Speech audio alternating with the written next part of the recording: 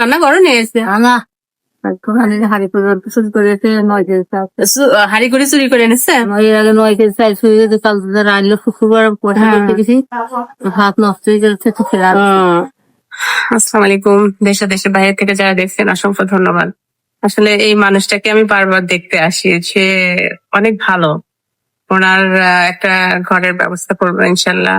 আর আমি মাঝে মাঝে খাবার দিতে আসি, দেখা হয়। এইসব মানুষের সঙ্গে কথা বললে আমার খুব ভালো লাগে, মন থেকে এই কাজগুলো করি। সবাই পাশে থাকবেন, সবাই সাপোর্ট করবেন, না হলে হয়তো এই কাজগুলো আমি আগাইতে পারবো না। সেখান থেকে সবাইকে অসংখ্য ধন্যবাদ দিয়ে আমার ভিডিওগুলো সবাই দেখেন, যারা দেখেন তাদেরকে অসংখ্য ধন্যবাদ।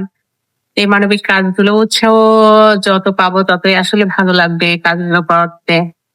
সেখান থেকে আমি এই খালার সঙ্গে মন খুলে কথা বললাম। খালাকে অনেক ভালো লাগে আমার। সবাই ভালো থাকবেন, সুস্থ থাকবেন। আল্লাহ হাফেজ।